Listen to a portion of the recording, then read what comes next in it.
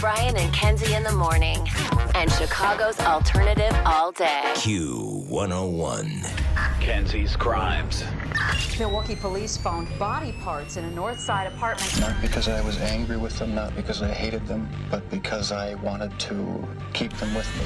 Believe me, if I started murdering people, there'd be none of you left. This is evil, what those people have done to me. C says Heaven's Gate awaiting. I'm not guilty. Q101. It's Brian and Kenzie on Q101. Time for Kenzie's Krimes. The first one post-Halloween, which you had a whole theme of spooky places, haunted places. So now, take it away with the first one that's post-Halloween.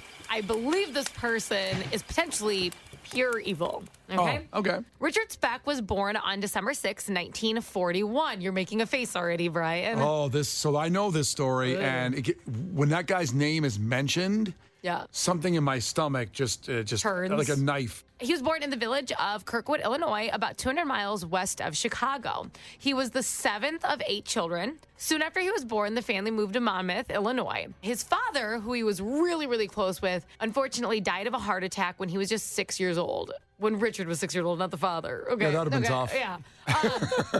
Just clarify. Yeah. So 3 years later, in 1950, his mother remarried and moved with her husband to Dallas, taking Richard Speck and his younger sister with her. Unfortunately, the children were frequently verbally and physically abused by their often drunk stepfather. He was a poor student, Richard Speck, who started drinking alcohol at a young age. He was arrested for the first time when he was 13 years old, and he left high school at 16. In 1962, Richard Speck married a 15-year-old girl named Shirley Malone. Their child, also a girl, was born soon thereafter. So he was 16 when he married her, and she was 15? Is that legal today? If it's allowed, I'm just going to say, don't do it. Brave of you. I love my wife, and I love when I got married, but at 16, wouldn't have known what to do. She would have been 6, which wouldn't have been good look for you. Oh, because of the age difference of me and Megan? Yeah. Nobody teenage should be allowed to be married. No. Not even 18 or 19. It's not a good idea. Some people do it. I'd recommend don't. Yeah. But hey, that's just us. Okay, so Richard Speck landed himself a jail sentence for theft and check fraud in 1963. So really a year after getting married and having his daughter. Having been paroled in January 1965, he lasted only 4 weeks outside before being arrested again for aggravated assault. He was supposed to be jailed for another 16 months, which he only served 6 months of. During that time period, while he was being imprisoned, he got "Born to Raise Hell" tattooed on his arm. A sentiment that his wife Shirley had obviously experienced firsthand, so that was fulfilling. She filed for divorce January 1966. So to your point, Brian, don't get married when you're 15 and 16. Also, a "Born to Raise Hell" tattoo, pretty much, you have to live up to that the rest of your life. You know what bothered me? Why did he get released early when he got "Born to Raise Hell" tattooed on him during his sentence? Mm-hmm. You should have been like, well, he's obviously going to do it again. Born to Raise Hell, while you're being imprisoned, you're supposed to be remorseful and try to get what's the word I'm looking for? Rehabilitated? Yeah. When you put that tattoo on, I think you're kind of spitting in the face of the rehabilitation process. They're like early out.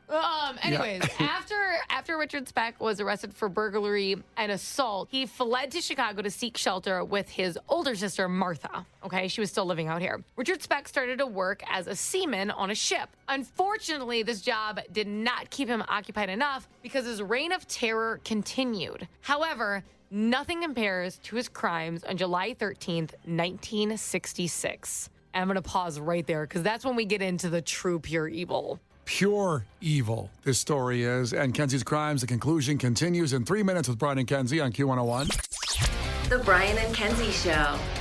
On Q101. Brian and Kenzie on Q101 with the conclusion to Kenzie's Krimes today and the horrific story of Richard Speck.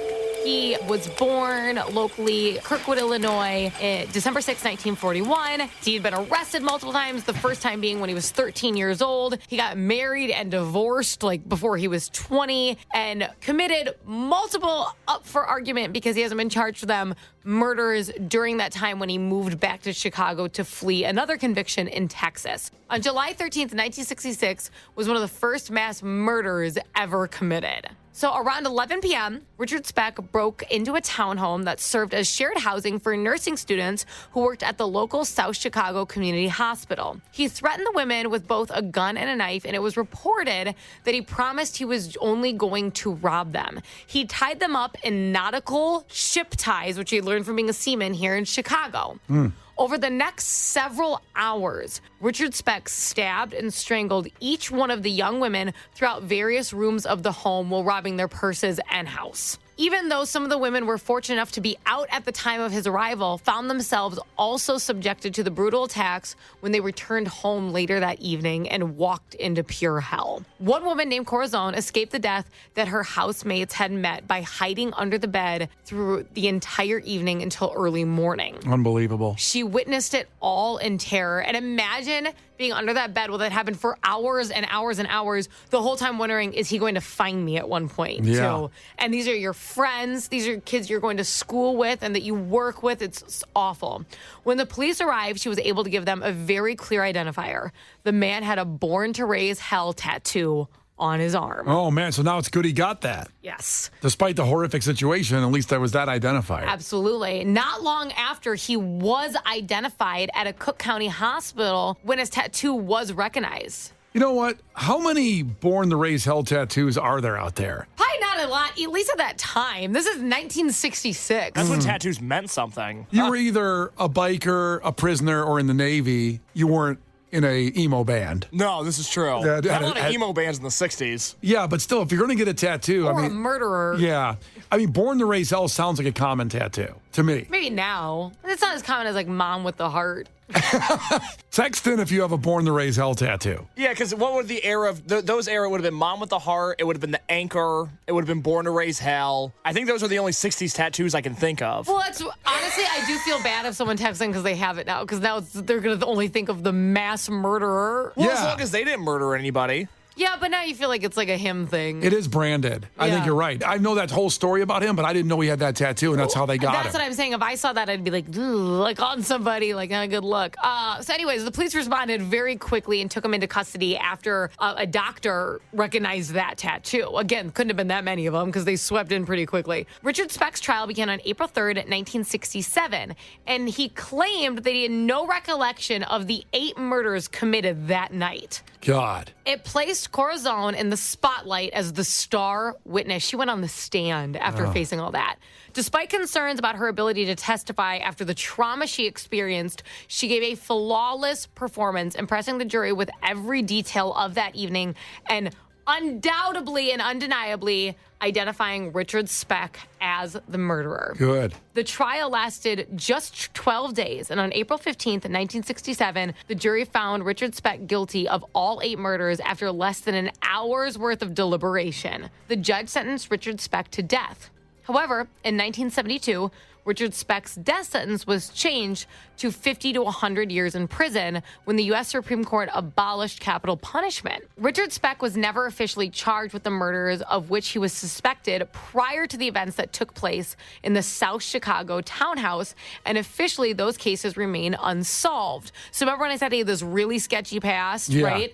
There was a lot of murders that took place kind of where he would have been located as a seaman, women would have gone missing, but he never got pinned for those, okay? So lots of things seem to be on him, probably more than they've even found so today. Obviously, what he's really known for is this mass murder in the townhouse. However, in 1996, 5 years after Richard Speck's death, a TV journalist made a prison video public, which showed Richard Speck taking drugs and engaging in intimacy with another inmate during the 1980s. In the video, Richard Speck also casually admits to the killing of the nurses, as well as other murders he had committed, describing the strangulations in a ton of detail and bragging about the strength it took for him to commit all the murders that he had committed. So I will never forget when the nightly news here, like WGN TV, was airing that video, and it's just horrific. I didn't even know the story until that point. Wow. When they showed the video of him bragging in jail and doing drugs and saying it's awesome in here.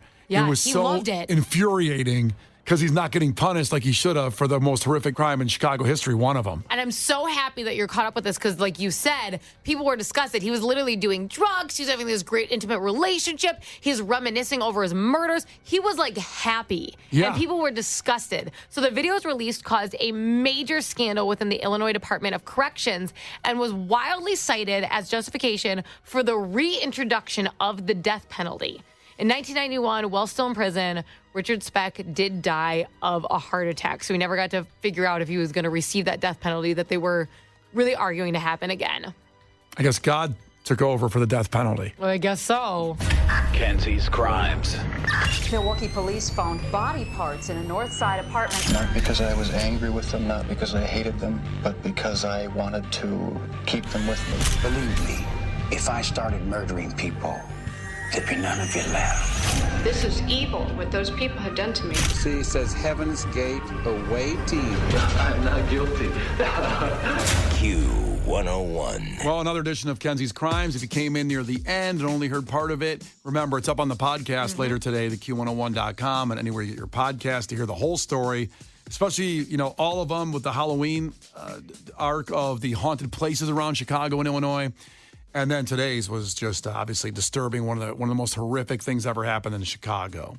That's Kenzie Crimes every Tuesday at 8:20. We bring that to you. Now, coming up in just about 10 minutes, our music entertainment news. A definitive ranking. It's a new ranking using data never before used before to tell you the best 50 TV shows of the 21st century.